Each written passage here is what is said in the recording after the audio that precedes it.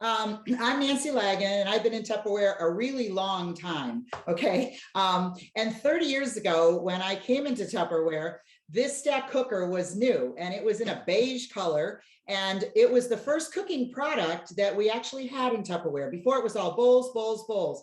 And then they came out with a stack cooker. So we were taught at every single meeting to learn to make 6 meals in one at once and done. So we had to take ground meat and we would brown it at a party, take this to the party, cook at all the parties, make the ground meat, make the recipes, put it in the freezer mates, and we cooked at every single party. Now I did 6 to 7 parties a week in those years.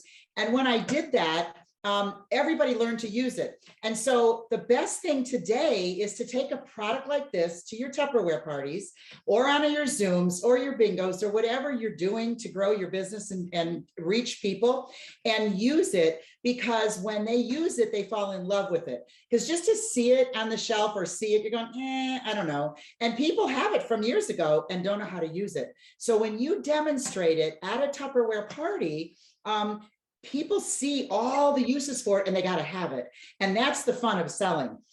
This stack cooker is made of Tuppertherm, like Pam said, very strong. So if you're walking in downtown Cleveland at night, you might want to take this piece with you and just stick it over your heart in case a bullet comes your way. No, I'm just joking. But years ago, it used to be bulletproof. And so you just stick it under your coat and you protect your heart. But anyway, it's just a fun thing. It will save you energy. It will save you money, and it'll save you time. It'll save you energy because when you cook 100 hours in the microwave, it costs you 1/7 of the cost of cooking 100 hours in your regular oven. So you can save a lot of money by using this in your microwave. The food comes out tasting like you cooked it on the stove or in the oven. It saves you time. And today there are so many busy moms and dads. And so you can get this stack all ready. You can put all of your food in here the day before because it has seals, okay? And you seal it up, put it in the fridge, you get home from work, peel the seals, stack it, and cook it. And that's what I'm going to show you to do tonight. Now there's different parts. This is our 3-quart casserole. This is our 1 3/4 casserole. And this is our 3/4 quart casserole. Comes with a colander and a cone. Now Tupperware could have created a bundt pan by taking a pan, a 3-quart casserole, and putting a cone in. But instead they added the cone to the stack cooker. So now you can bake cakes and do your rice and your vegetables and all different kinds of things in here, and make a bundt cake with a regular cake mix, which Jenny's going to show you how to do that tonight. So when you stack it, it's a complete meal. And so you can do 3 appetizers in here. I have recipes for appetizers that you can make a pizza pepperoni dip in this top part. You can make a crab dip in the 3-quart casserole, and you can make spicy meatballs or franks in this middle stack. Have them all ready the night before your party, stack it, 15 minutes in the microwave, and it's all done. The best part is there's handles, so you can serve it right in here, and you don't have to have a messy kitchen and all those different pieces and parts. This product goes from the microwave to the table, like I said. Then you can put the seals back on, put it back in the fridge or the freezer, and have the rest of it the next night and not do any dishes. And that saves you time. It's strong, it's durable, it's stain proof. And this stack cooker will not stain with your spaghetti sauce. So put your pasta in the bottom and your water. I do about 1/2 pound of pasta, dump the water. Then I take the middle and I take 1.5 pounds of ground beef, and you're going to see Lori tell you how to do that tonight, inside the colander, put it in here to catch the grease. Now I have the pasta in the water, I have the ground meat inside there, and that to catch the grease. And the top part is your homemade sauce. Now, if you make homemade sauce, I'm coming to your house for this dinner because I use Prego, Ragu, and Hunt's. And that is a really great sauce, but I didn't make it. You put that in the top, cover it with a little wax paper, and stack it for 15 minutes. The dinner I'm going to make tonight, all of your dinners that you make and stack take 25 minutes on high. You always allow a little bit of time for resting because your microwaves continue to cook your food when you bring it out of the microwave. And so you always want to make sure that you allow about 1/4%.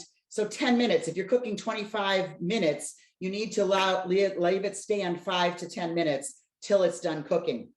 And Also, there's round flat bottoms on the pieces. What that does is it allows the air to circulate around it when it's in the microwave. And so that's going to make more even cooking. And your meat should always go into the center because that will be your hottest section. And it does take the longer to cook. And so you want that meat to be in the center. You can also do a breakfast bake. And I've done this too, where you make some carameled apples on the top, which is what we're going to make tonight. And then in the middle, the 1 3/4 quart, you can make a no-turn omelet.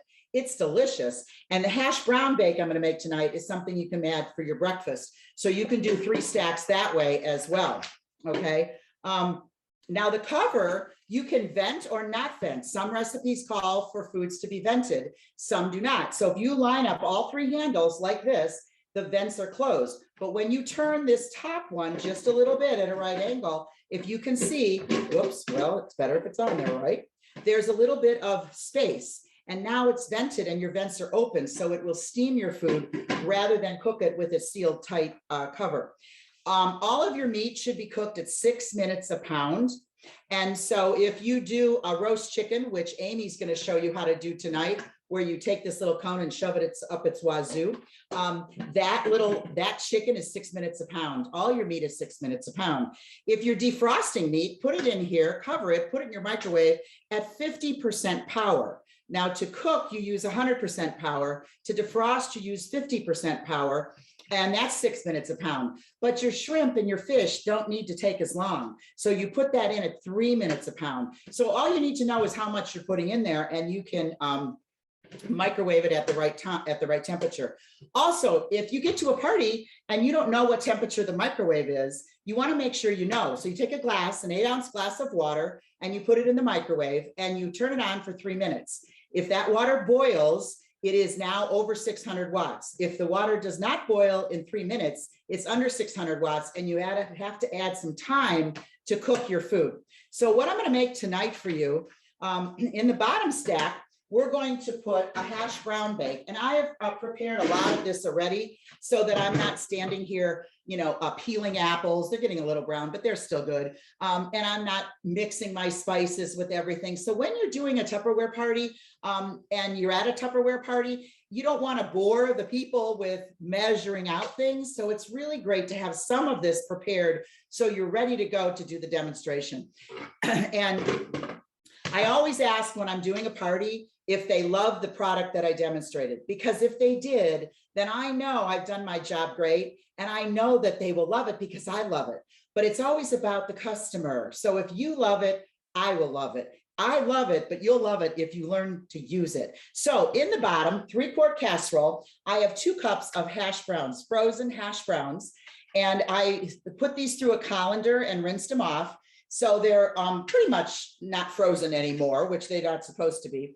Also, you take a little bit of garlic salt. In this thing here, I have a 1/4 teaspoon of garlic powder. Sorry, garlic powder. I don't put the salt in.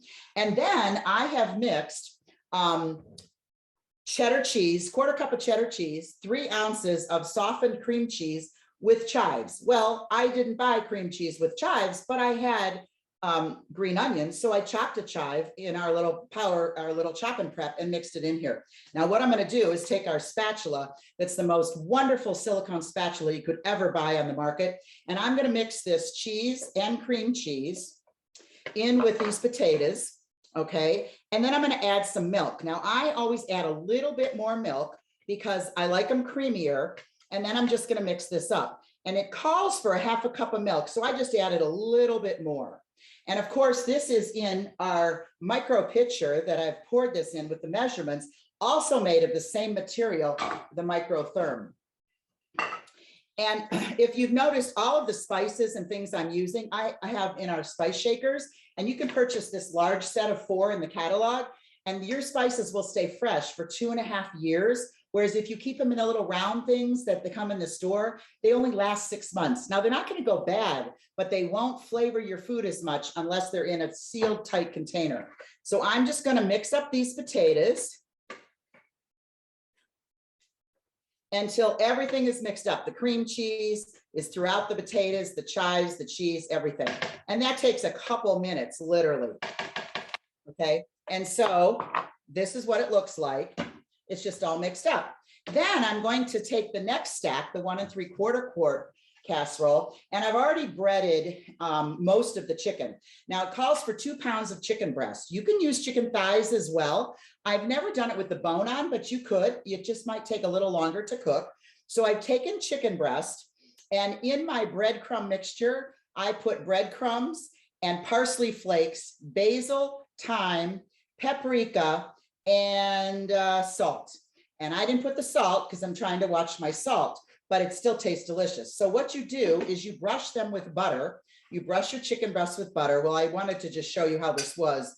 So I just put this in a little bit of melted butter, and now I'm going to put it into my breading and just sprinkle the breading over the chicken breast. Okay, and make sure you get it all covered.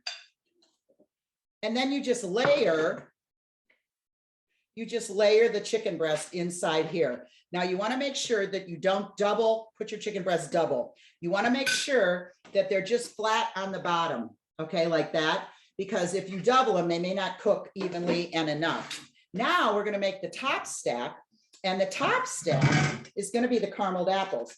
And I've already mixed together caramel topping, ice cream topping, caramel topping with 2 tablespoons of water and a tablespoon of lemon juice. And I've already mixed that up in here. And then in the other little bowl, I have flour and sugar and cinnamon. And then you take 2 tablespoons of butter and you just break it up here. If you've ever made a crumble, what you're doing is you're making a crumble. So if you can see it, it's not just all flour, it's broken up like a crumble. And when it cooks with that apple and the caramels, it's really amazing. But I'm going to slice our apples, and I want you to be able to see this. Put that over here on our mandolin, okay? And so I'm going to put this cover right underneath here because that's where the apples are going to go. Always make sure when you use our mandolin that you use the guard so you don't get cut. And what I've done is I've already taken out the core. That's where it got a little brown. And so make sure that you put it in like that, and then you just slice.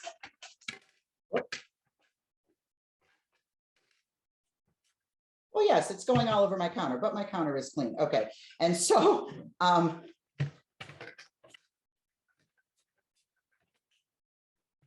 okay, I need a flatter plate to do it. And you just take your apples. And that's one. Now you can use canned apple as well if you want to. You just take half of a can, drain off the juice, and you can use canned apples instead of fresh apples. But I always like to use fresh apples. And so instead of cutting them, you just slice them on this mandolin, and it's like nothing. You don't have to do hardly anything with it. So there's all our apples, and we put them in here. This one's a little thick. I'm not going to use that one. Okay, so you just put your apples in the bottom, arrange them. You pour the caramel streusel over the top, just like that. And then you take this crumble mixture and you sprinkle it over the top. And so when it all cooks, it's going to be like a crumble, and you put it over ice cream, vanilla ice cream. Oh my gosh, it's absolutely delicious. So I'm just going to dump the rest of that on there. So now what I have is my stack ready to go. And I could have gotten everything but the apples done the day before. And so I have my potatoes, my chicken, and now my apple crumble in the top.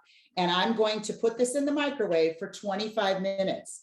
Then we're going to come back and I'm going to show you how wonderful this stack comes out. And now I'm going to tell you to go to Lori is next, and she's going to show you how to take that colander and brown your ground meat. Thanks, everybody. Bye.